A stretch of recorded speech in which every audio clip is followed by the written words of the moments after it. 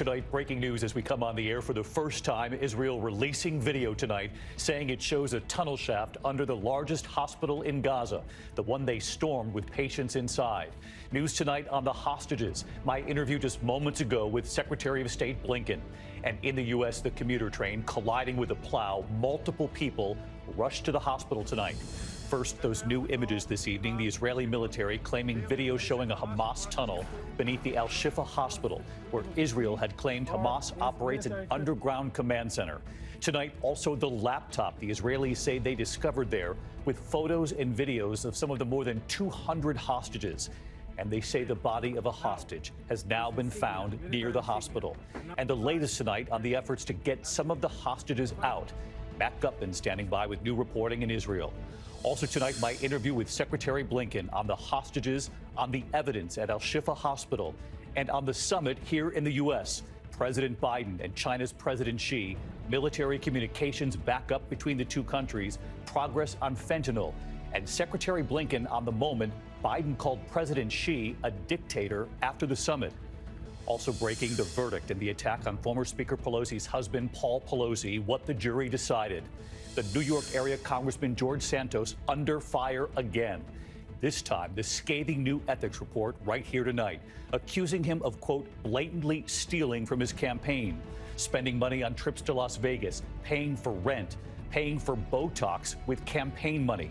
Rachel Scott live on the Hill. The commuter train colliding with a plow. Many passengers rushed to the hospital. The new warning tonight about the danger when it comes to your eyesight. The FDA expanding the recall of eye drops tonight. More than 24 additional products now recalled tonight. This is sweeping. And America Strong tonight, the marathon runner close to her best time ever. Why she chose to stop running for a moment, giving up her best time. With good reason. From ABC News World Headquarters in New York, this is World News Tonight with David Muir.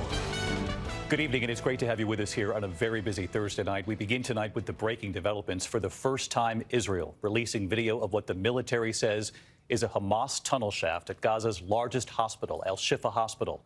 That's the hospital Israel stormed with patients inside. Israel says it also found a laptop that they say has images of some of the more than 200 hostages taken captive by Hamas. And tonight, the body of one of those hostages found near the hospital. This is the video tonight, Israel says, shows the entrance to a Hamas tunnel on the grounds of that hospital. Israeli troops inside the hospital again today. An Israeli soldier showing this pickup truck inside the hospital complex. Inside, they say, ammunition, RPGs, AK-47s, and handcuffs. Those troops also revealing the body of that hostage, a mother of 5, kidnapped in the Hamas terror attack on October 7th, found near the hospital. Her husband was killed on that day. And just moments ago here, I asked Secretary of State Antony Blinken about this new evidence put out by the Israelis tonight. Is the U.S. confident there was a command center under that hospital? And I asked about the efforts right now to get the hostages out. Where do the negotiations stand? ABC's Matt Gutman leading us off tonight from Tel Aviv. Tonight, Israel, for the first time, releasing video they say shows a Hamas tunnel shaft at the besieged Al-Shifa hospital, where Israel claims Hamas operates a command center underground and where thousands of people remain trapped with little food and water. For a second day, Israeli forces searching the hospital complex, showing a bulldozed patch of hospital grounds, and amidst the broken concrete and rebar, that hole, and then the camera panning up to reveal the hospital. In another video, the military showing that pickup. We found a vehicle filled with ammunition, RPGs, AK-47s. We see handcuffs, knives, preparation for taking hostages from Israel. He then lifts that tarp and shows the hospital beyond. And this is where they choose to hide everything because they know the IDF won't attack. The Air Force won't attack here. Hamas denying Israel's claims, but tonight Israeli forces saying they also found laptops at Al-Shifa containing photos and videos of some of the hostages. And tonight news, they discovered the body of one of the hostages, 65-year-old Yehudit Weiss, inside a house adjacent to that hospital, but no word on how or when she died. Tonight, Prime Minister Netanyahu claiming Israel has strong indications hostages were held at Al-Shifa Hospital, something the Israeli military showed us during our trip to the Rantisi Children's Hospital nearby. What makes you think that this was a spot where somebody was held hostage? We're going to bring here a forensic team. The director of Rantisi Hospital denies the allegations.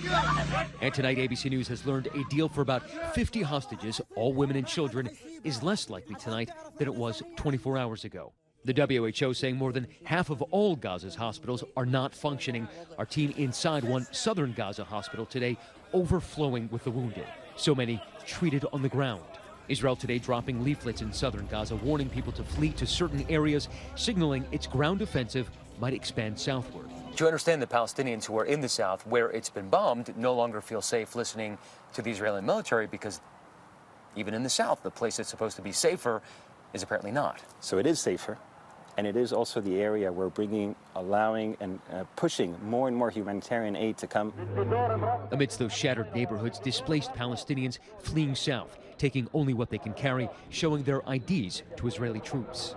So let's bring in Matt Gutman with us live from Israel again tonight. Matt, 41 days now. Where do these negotiations stand tonight to try to free the hostages? David, according to Israeli and American sources, we are told that the deal is now looking less likely in the next couple of days than it was just yesterday. The main sticking point continues to be the number of hostages. Israel wants 80 released. All of the women and the children and their family members, Hamas, we're told, is pressing for fewer than 50. David. Matt Gutman leading us off tonight from Tel Aviv. Matt, thank you. And just moments ago, I interviewed Secretary of State Antony Blinken about this new evidence put out tonight by the Israelis. Is the U.S. confident there were tunnels, that there was a Hamas command center under that hospital stormed by the Israelis? We also asked about the efforts right now to get the hostages out. And we asked about something Israeli Prime Minister Benjamin Netanyahu told me about what happens when this war is over, what happens in Gaza.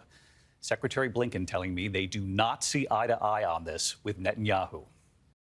Mr. Secretary, thank you for being here. In the last 24 hours, U.S. officials told ABC News that there was a potential plan in the works to rescue about 50 hostages, women and children, from Hamas. Last night, we were told that negotiators were getting closer. President Biden has said his message to the families is hang in there, we're coming. So how close are we to seeing any of these hostages? David, what I can tell you is this. We've been working intensely on this from day one to try to bring hostages home, bring Americans home, Israelis home, the other nationalities who are being held by Hamas. But having said that, honestly, the less that I say, the better at this moment, because we don't want to jeopardize anything that we're doing to try to bring people home. All I can tell you is we're focused on this intensely, and look, I'm hopeful that we can bring people home. I know you're aware of what we have reported tonight. Israeli authorities now saying the body of a 65-year-old hostage was actually found near Al-Shifa hospital. Do you have any intelligence, should the world be prepared, that we could learn of more hostages who have not survived this ordeal? I don't have the information to confirm what you reported, but look, what we've seen from day one is Hamas endangering everyone. Endangering the civilians of Gaza by embedding itself with them in hospitals, in apartment buildings, in schools, in mosques, and of course, endangering the hostages that it's taken by keeping them close to harm's way. So, horrifically, that could certainly be one of the results. Let me ask you in particular about Al-Shifa hospital. U.S. officials said they saw intelligence that actually backed up what the Israelis were claiming, that there were tunnels under Al-Shifa hospital. I know the Israelis are showing newer images tonight. Are you confident that there are tunnels, that there is a command center under that hospital, of course, filled with patients, with babies when it was stormed? Yes, and what we know, and based on information we have, as well as information that the Israelis have, is that this has been the practice of Hamas, to use these civilian infrastructure, to use hospitals, to use schools, to use mosques, to use apartment buildings, to embed their own fighters, and to have command posts there, to have commanders there, to have weapons there. Already, what we've seen from the operation at Al-Shifa hospital are a huge number of weapons that were recovered, and you have assault rifles found next to MRI machines. So this is one of the monstrous practices that Hamas engages in. And it's, as you know, endangered so many civilians in Gaza. Mr. Secretary, as you know, Israeli Prime Minister Benjamin Netanyahu told me that after this war with Hamas, quote, I think Israel will have for an indefinite period the overall security responsibility for Gaza. that Israel will be in Gaza. Does the U.S. support this? We don't. We've been very clear that there can't be a reoccupation by Israel of Gaza, just as Gaza can't continue to be used as a platform to launch terrorist attacks. Have you told the Prime Minister that you don't agree with this? Yes, we have.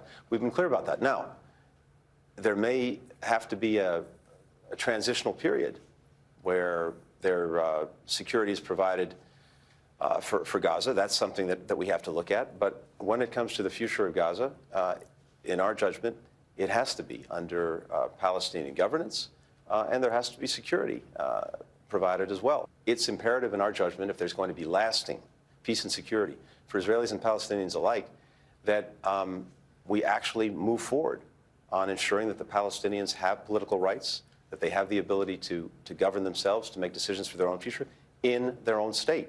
I want to ask you about this summit with China's President Xi. President Biden said today that the United States has real differences with Beijing. He said the U.S. will continue strong diplomacy, military communications back up, progress on fentanyl. But you also know that President Biden was asked if President Xi is a dictator. President Biden said he is a dictator. A lot is being made of your reaction in that moment. Do you agree that President Xi is a dictator here? Well, David, it's not exactly a secret to anyone that we have two very different systems. And President Biden always speaks candidly, and he speaks for all of us. But the point you made a moment ago is this summit yesterday, this meeting yesterday, produced real concrete results for the American people. We have a couple of obligations in this relationship with China, the most consequential of any relationship that we have. We've got a real competition. We want to make sure it doesn't veer into conflict. Yesterday, we restored military to military engagement. That's critically important because we've had a series of near misses over the last year where Chinese ships, Chinese planes were driven or flown very dangerously close to our own. Second, fentanyl, the #1 killer of Americans aged 18 to 49.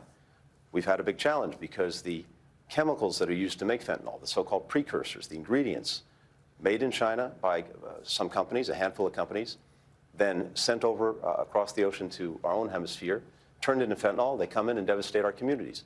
The agreement we reached with China yesterday, the president reached, has China now cooperating, working with us, working with other countries to crack down on this, and they've already taken action.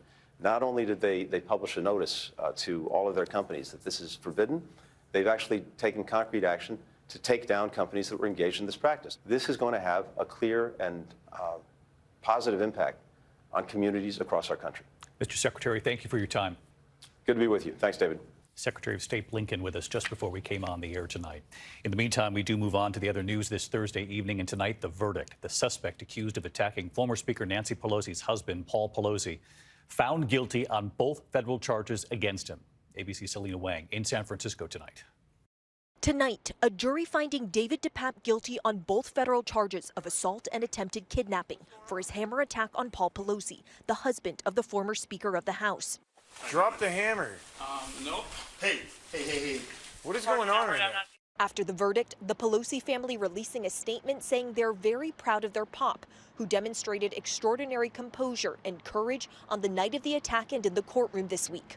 Paul Pelosi told the jury how DePape broke into their home with a hammer, threatening to kidnap his wife, who was out of town.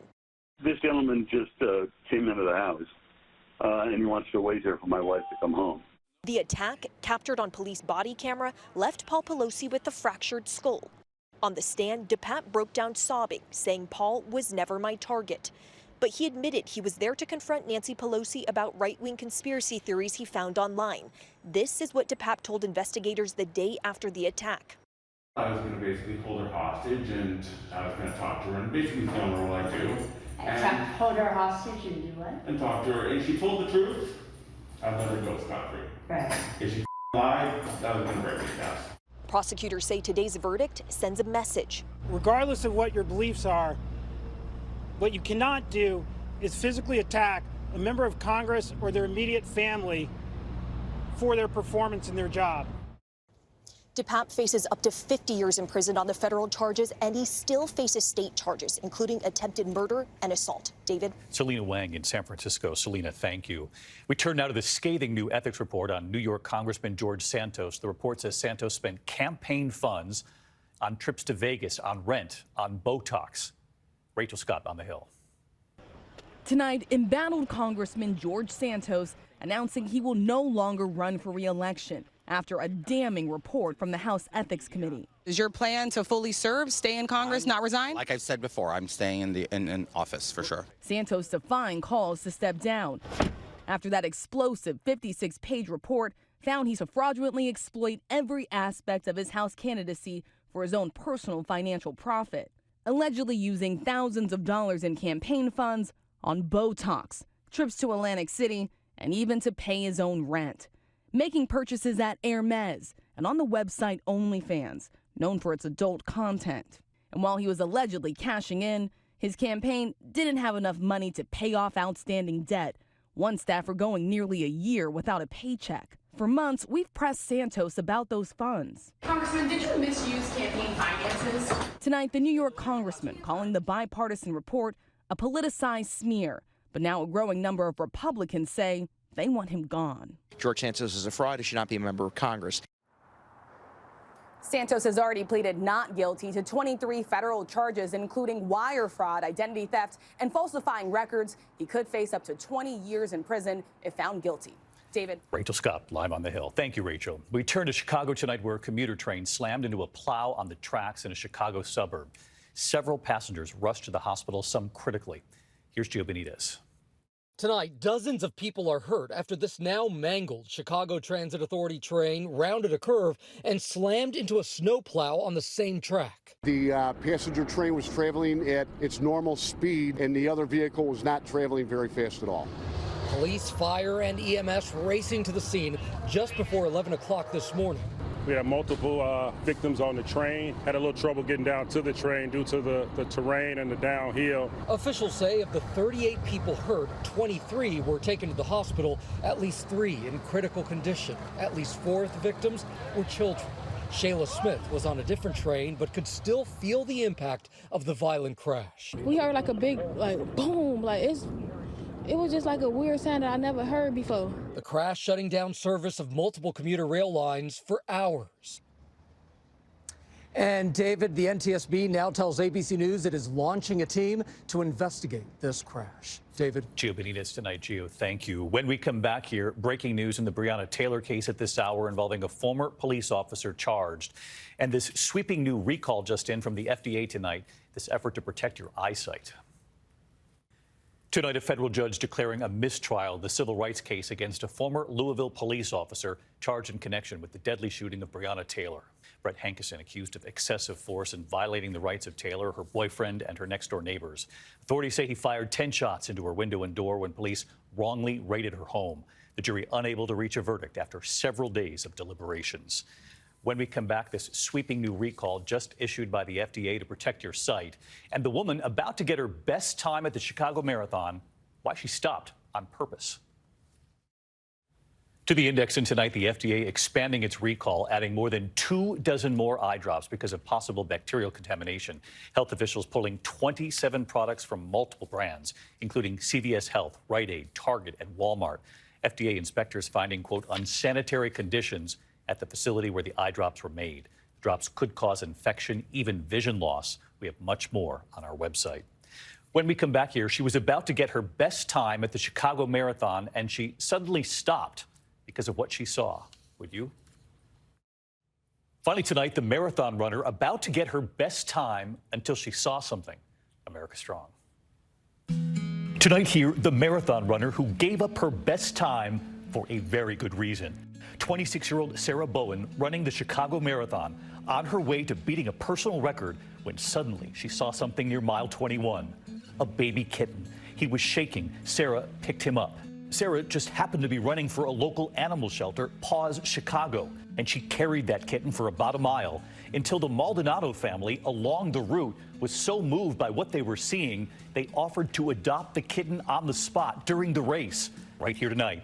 Hello, David. I'm Andrea Maldonado. Thank you for having me on. I'd like you to meet Casper, our friendly cat. That family naming him Casper for his white fur and black spots. You're never expecting to come home from a marathon with a cat, but he brings so much love and joy into our home. Casper now at home with 5-month-old baby Enzo. And tonight, that animal shelter, Paws Chicago. Hi, David. Medical Director Emily Acker. He's well hydrated. He's a little thin, but I think he's gonna fix that in no time. Hi, Casper. And of course tonight, the runner, Sarah. Hi, David. Telling us she would stop that race again. It's beautiful. I'm very thankful, and I wouldn't have changed it for the world. Sarah, saving Casper. I'll see you tomorrow. Good night. Thank you for making World News Tonight with David Muir, America's most watched newscast.